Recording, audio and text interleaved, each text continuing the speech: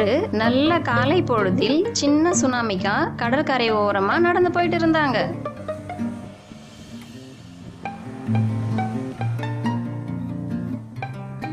சுனாமிகா அலையோடு விளையாடி கொண்டிருந்தாள். அப்பொழுது ஒரு சத்தம் கேட்பதை அவள் திரும்பி பார்த்தாள். அங்கு அலையில் ஒரு சின்ன மீன் நீந்தி கொண்டிருந்தது. சின்ன பொண்ணு, என் கூட நீச்சல் அடிக்க வரியா? போலாம். என் பெயர் சுனாமிகா.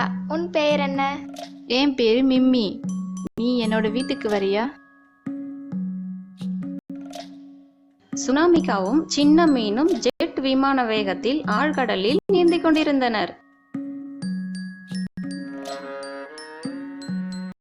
அங்கு நிறைய பிளாஸ்டிக் குப்பைகளும் இரும்பு துண்டுகளும் அதிகமாக இருப்பதை சுனாமிகா கவனித்தாள்.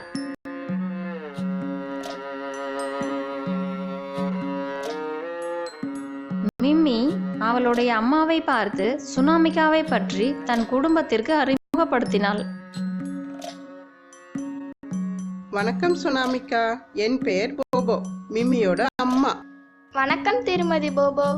அப்பொழுது போபோ சுனாமிகாவின் முகத்தில் உள்ள சோகத்தை கவனித்தார். கவலைப்படாதே சுனாமிகா, உன்னாலையும் இந்த நகரத்தை காப்பாற்ற முடியும். நான் மிகவும் சிறியவள், நான் என்ன செய்ய முடியும்? அக்கறை உள்ளவர்களுக்கு எந்த பிரச்சனையும் பெரிதாக இருக்காது. நீ உன் நகரத்திற்கு சென்ற பின் பிளாஸ்டிக் பயன்பாட்டை குறைக்குமாறு உங்கள் நண்பர்களுக்கு சொல்லுங்கள். உங்களால் முடிந்தவரை மறுசுழற்சி மற்றும் மேல் சுழற்சி செய்யவும். நாம் சின்ன விஷயங்கள் சரியாக செய்தால் பெரிய விஷயங்கள் தானாவே நடக்கும். அது சரிதானா அம்மா? சுனாமிகா சிறிய புன்னகையுடன் தன் பொறுப்பை உணர்ந்தாள். அங்கிருந்து விடைபெற்று வீட்டிற்கு திரும்ப ஆரம்பித்தாள். அவள் செல்லும் பொழுது கடலையும் அவளுடைய மீன் நண்பர்களையும் காப்பாற்ற ஏதாவது செய்ய வேண்டும் என்பதில் உறுதியாக இருந்தாள். வணக்கம் நண்பர்களே, நான் உங்களிடம் ஒரு விஷயம் சொல்ல போறேன். அது உங்களுக்கு என்னவென்று தெரியுமா?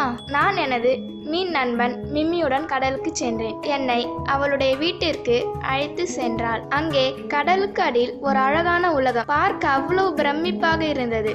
ஆனால் அங்கே நிறைய பிளாஸ்டிக் குப்பைகளும் இரும்பு துகள்களும் உள்ளது.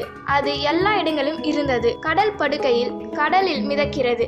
அது மீனின் துடுப்புகளில் கொண்டது. நான் அதிர்ச்சி அடைந்தேன். உண்மையில் வருத்தப்பட்டேன். நண்பர்களே, அந்த குப்பை நமக்கு சொந்தமானது. ஆனா சுனாமிகா, நம்மளே சின்ன பசங்க, நம்ம எப்படி இவ்வளவு பெரிய கடலை காப்பாற்ற முடியும்? மிம்மியின் அம்மா என்னிடம் அக்கறை உள்ளவருக்கு எந்த பிரச்சனையும் பெரிதாக இருக்காது என்று கூறினார். நாம் மாற்றத்தை உருவாக்குபவர்கள். எனவே நண்பர்களே, இந்த உறுதிமொழியை இன்று எடுத்துக்கொள்வோம்.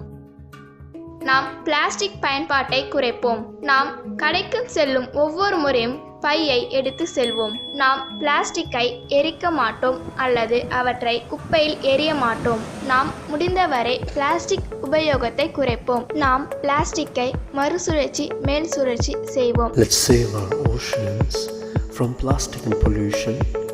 If we need a solution, we are the change maker. ஒரு சின்ன முயற்சியால் அவர்கள் கடலின் மீது அன்பை காட்டினர். சுனாமிகா கடலின் குரலாக மாறினாள். Let's save our oceans from plastic and pollution. If we need a solution, we are the change maker.